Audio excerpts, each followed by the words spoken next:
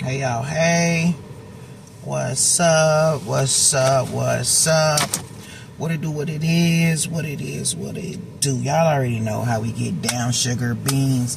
If you my sugar bean, you already know what to do. You already know how to handle business.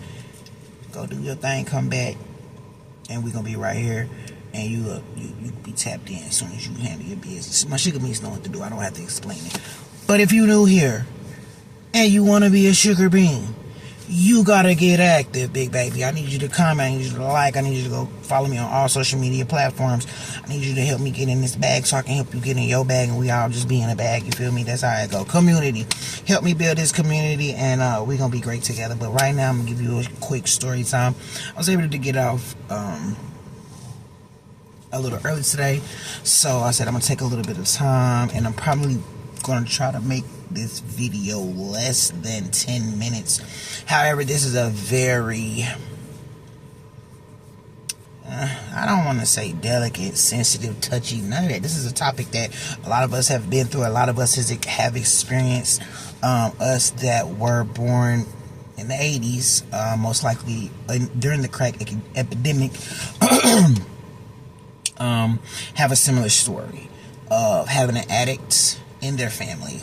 And I have posted my opinion on social media plenty of times, and I quite often say that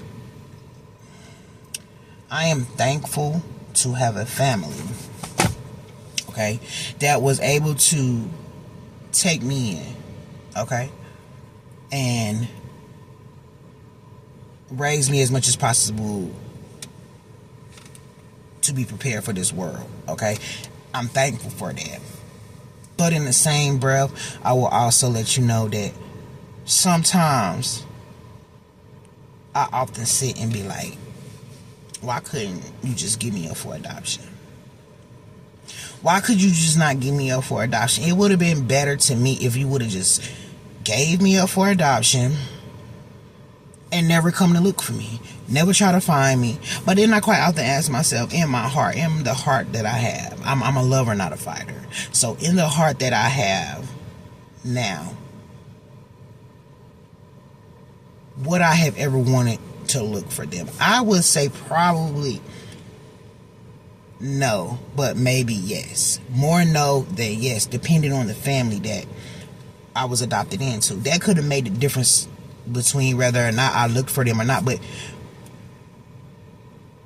my mother, her name is Diane. My father, his name is Clarence. My mother did not physically move into the home with me until, she was there off and on. She would be on binges. She would leave and be gone for extended periods of time. When she did come, it was kind of like having how I can envision, when parents divorce and how they co-parent with the child. That's kind of how that relationship was with my mom. But that was only because I was with her parents. Her parents took me in. My grandmother and grandfather, George and Evelyn, God rest their soul, they raised me. They prepared me for this world. They instilled in me morals and God and, doing right by people and treat people with respect and, be kind to people. They don't have nothing nice to say, nothing at all. I remember my grandma telling me that many times. My grandparents raised me, so that's just the reason why I still had some contact with her, because they were the type of parents that were not going to put her out. They were not going to, cut her off. They were not going to,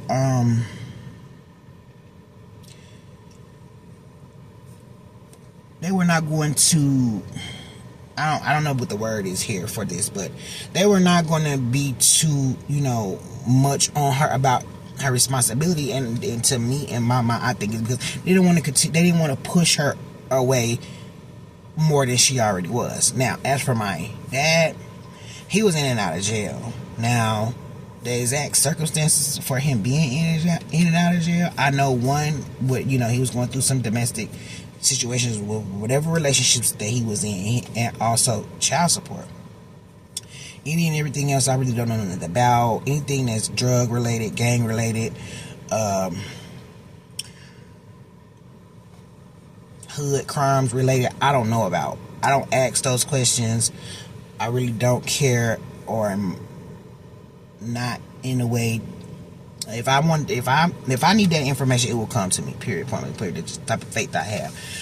So this story time is about how both of my parents abandoned me, and we really don't have this conversation now because it's just been so long ago. But when I was younger, I just always wonder, like, why would you have a child, drop the child off, act like the child never existed, don't exist, but still continue to want to hang around, come around? It's for clout. It's do anything for clout. I had you for my purposes, the purposes that I wanted you to be here. And so for my mom, the purpose that she continued to carry the pregnancy with me, in my opinion, is because she wanted to be with that man, and that man didn't want to be with her no more, and she felt like, well, maybe if I had this baby, this would make him want to be with me, and that wasn't the case. It didn't make him want to be with, didn't make him want to stay, didn't make him leave his wife. He was married, he had a wife, he had a family. So this is the kind of situation that I was born into.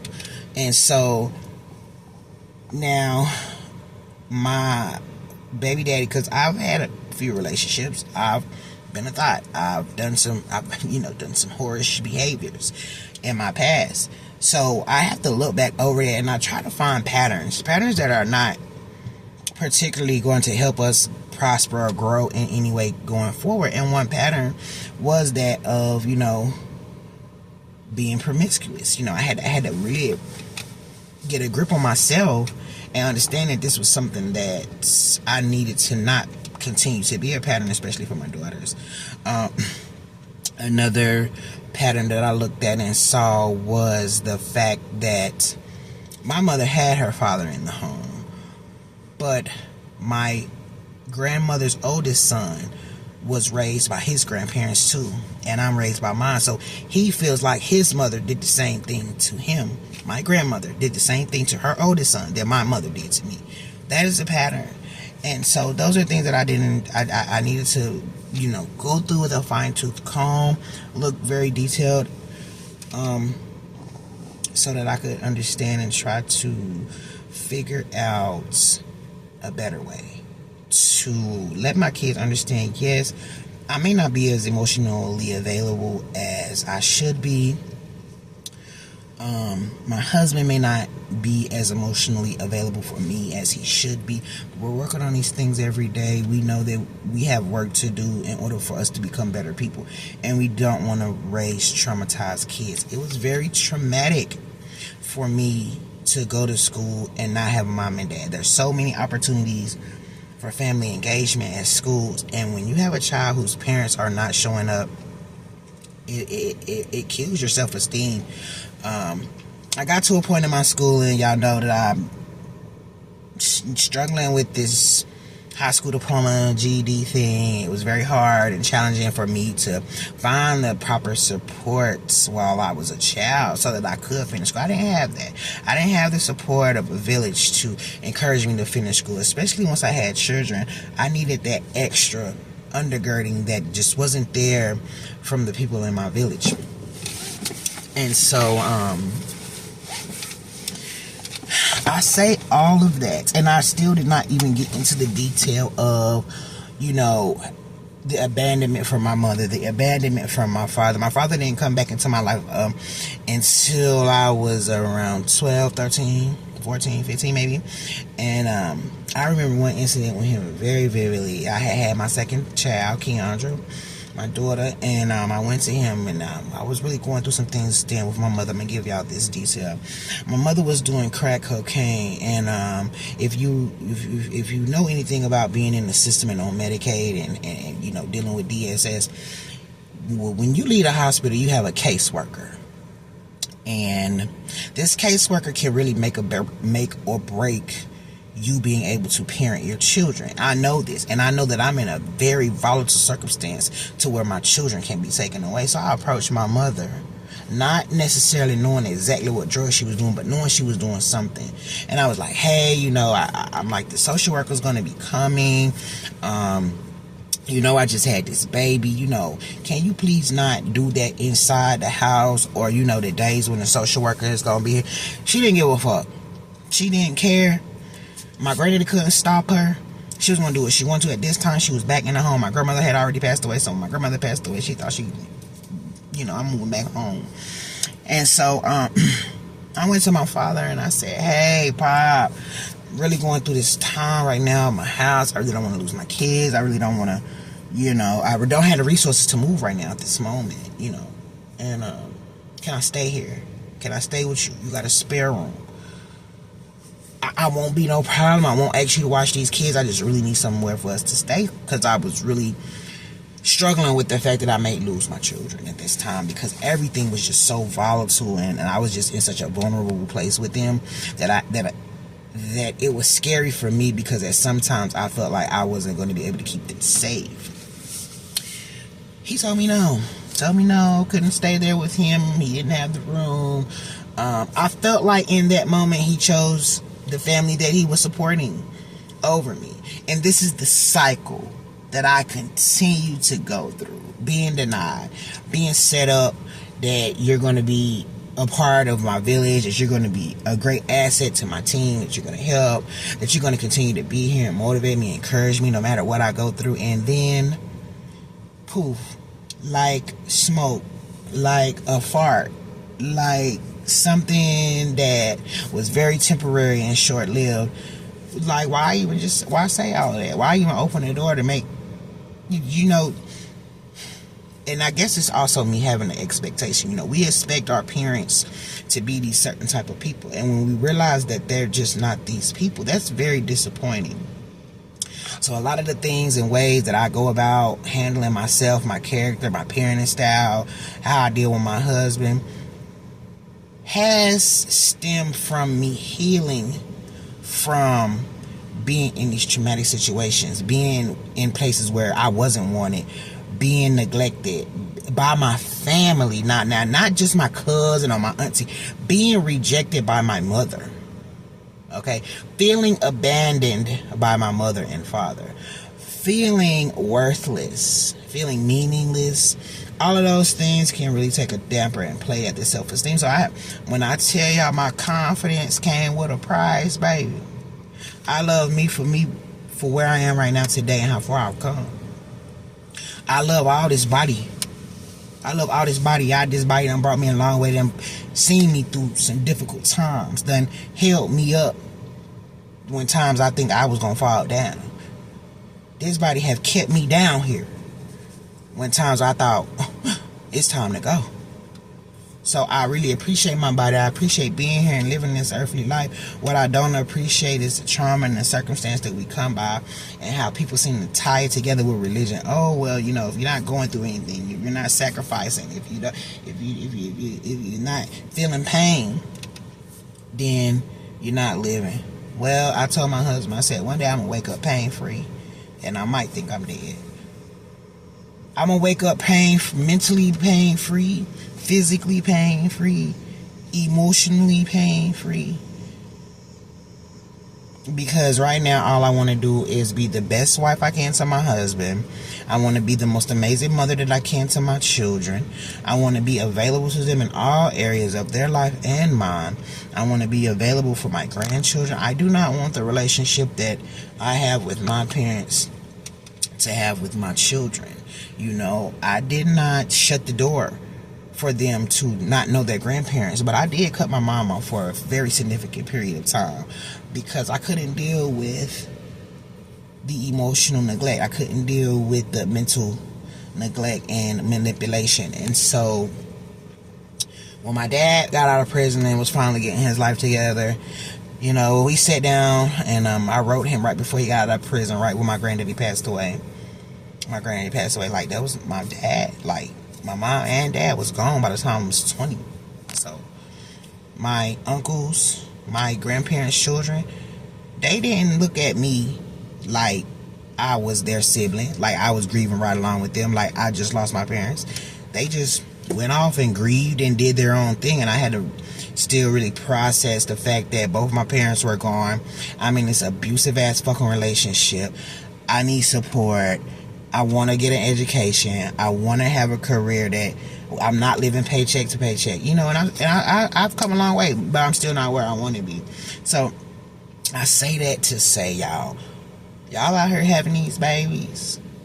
I'm not telling people to stop having babies, you know, because as black people, we need to continue to multiply. What I'm saying is do your due diligence and watch who you laying around with. Okay, there are red flags, numerous of red flags. Even if it's after the baby comes, make sure that you don't put that baby in harm's way. Make sure you don't choose that person over your baby. I have had a godparent that I hold to a standard choose her person over my child, and I felt some type of way, and so I'm still working through that and dealing with that. So I just choose to choose my children. I choose to choose my family regardless. At the end of the day, I choose them over the world. I choose them over jobs. I choose them over friendships. I want a relationship with my family. I want to build a strong family unit, and I want us to grow and thrive together. You know, as women, some of us are destroyers, and we can destroy our household with our hands and with our mouths. And it doesn't take much, especially with your mouth. You can destroy it with your mouth in a matter of minutes. Pray for your families. Those are the first people you should be praying for. Don't run from your family. Pray for your family. Support your family. Reach out to your family. Even if, you know, you may not know if it's a time of need. Just reach out to them. Ask them how they're doing it. And if you can't do that, I'm going to tell you how you know if your heart is right. Talking from faith. I'm going to tell you how you know when your heart is right. Your heart is right, and you are healing from the things that these people have done from you, family, friends, co-workers, when you can pray for them. Genuinely pray for them, and not for their demise. You know what I'm talking about. There are warring angels out here. There are people that speak ill will over your life. There are witches and warlocks. There are people who set traps for you. So not those prayers. We're not praying. But when you can pray for God's will to be done in a person's life, when you can pray and ask God to show Himself to you, to show Himself to your people, like He showed Himself to you, you coming a long way, and you doing your big one. You're doing your big. It might not look like it to everybody else, but I'm here to encourage you. Reconcile with your family. Restoration for your families and for your households, for your marriages, for your children. Restoration. You will have your family whole. All your family will be saved in heaven with you. Believe it. Know it. Pray for them. Pray for their salvation. Pray for their hearts. Pray for their minds. Pray for their household. Pray for their finances. Pray for people. Pray for yourself. Pray for yourself. Pray for your siblings. Pray for your children. Pray for your mother, your father, your grandfather, your grandmother. Pray for one another. So with all that being said, I say this to say that. You didn't go through those things with your mother, your father, whoever raised you. You didn't go through those things by mistake. It wasn't a coincidence. There's no such thing as coincidence. You went through those things with your parents to teach you a very valuable lesson, an invaluable lesson. This lesson has no value in it, and you wouldn't have learned it if it had come from anywhere else but them. It took them to teach you this very particular lesson. So try not to be too upset, try not to be too harmed, try not to be too traumatized by the situation that you went through in life. You're here. You know, I speak peace over your life. I speak restoration to your families. God's will be done in your life, just like it will be done in mine. And every day, it's like being an addict. It's like having an addiction. You know, when you have an addict in your family, or when you have somebody in your family who's been through trauma, it's definitely like you being an addict. And sometimes you can keep people in your life who enable you. Yeah, you shouldn't, don't cut your mom off. You shouldn't treat her like that. Da da da da da. Go visit your dad. You only get one dad. Blah, blah, blah, blah. Well, you know what? Best thing I can do. My granddad used to tell me this tight. You can't say nothing nice, don't say nothing at all. And that comes to me praying. That comes to me speaking directly, personally to you. So if I don't got nothing nice to say, I'm thinking myself. I don't pray about it. I don't be like, Lord, take these evil thoughts and vain imaginations and hurtful ways and circumstances away from me, because I don't want to feel like this. I don't want to live like this. I don't want to move my life like this. I don't want my children to see me treat these people like this. Deliver me. Now, I'm going to cut it short. This video been 20 minutes, 10 minutes longer than I really wanted the video to be. If y'all want part 2 to this story time while I dig deeper into this, just let me know in the comments. If not, check you later, baby. Peace out. Go be great.